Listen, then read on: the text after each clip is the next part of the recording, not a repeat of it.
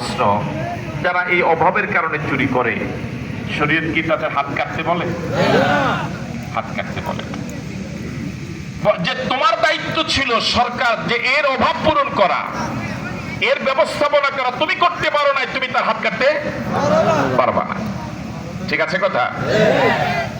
এবার যারা হাজার হাজার কোটি টাকা চুরি করছে, ওরা কি অভাবের কারণে করছে না স্বভাবের কারণে? হ্যাঁ, তাকে বড় অভাব আছে। তাহলে স্বভাবের চোর যারা, এই স্বভাব ভালো করার জন্য ওষুধ হলো। তাহলে স্বভাবের চোর যারা, এই স্বভাব ভালো করার অ্যান্টিবায়োটিক হলো। তাহলে ইসলামের এই আইনটা সুন্দর না? এবার আপনাদের কাছে যারা শুনছেন বলুন তো দেখি, যদি বাংলাদেশে কোরআনের রাষ্ট্র হতো, এই বড় বড় মাতবার যারা, একটারও কি হাত থাকতো? স্টেজে আসতো কি নাই? একটারও কি নেই? কি নাই? হাত।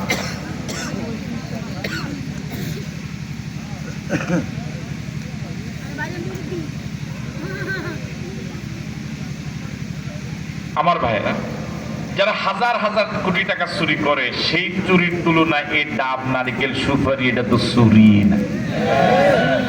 এটা চুরির সংখ্যা, আমি কি এটা চোরের পক্ষে কথা কইলাম? হ্যাঁ, ওইটার তুলনায় কইছি। যেমন ব্যাংক থেকে আপনি যদি টাকা উঠান, যত টাকাই উঠান সামনে মাত্র লেখা লাগে। কি লেখা লাগে? তো ওই সভাপতি মনে ধরি মনে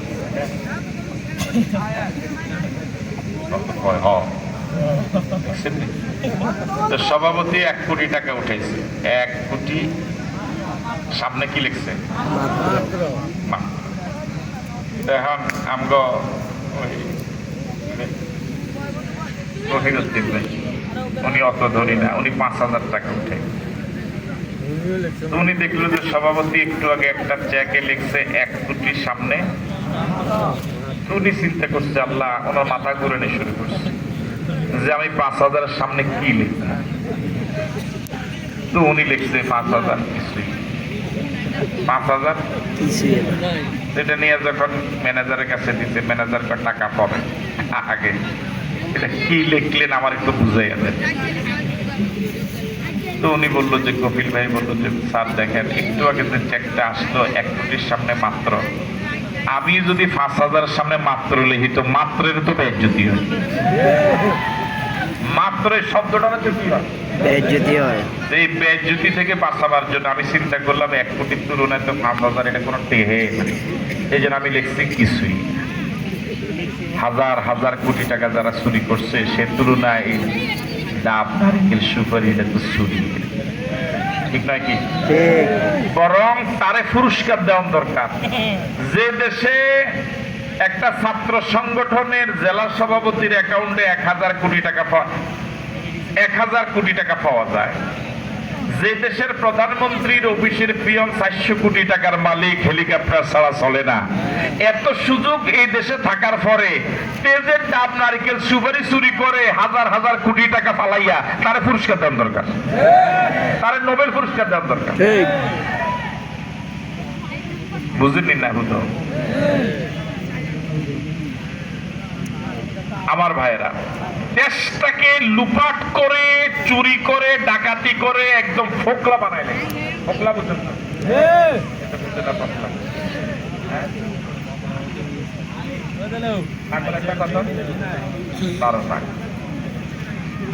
একেবারে সহজ উদাহরণ,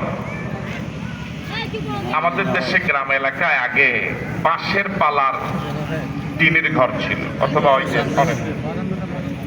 এখনো কি আছে, থাকলেও কম। তো বাঁশের পালার ঘরগুলোর নিয়ম হলো, বাঁশের পালা মাটির 1 হাত, 1.5 হাত, 2 হাত নিচে কি করা লাগে? বাঁশ ভিতর দিয়ে খাওয়ার জন্য একটা পোক আছে, এটার নাম কি? উলু। উলু কি বলে? উলি পোকা।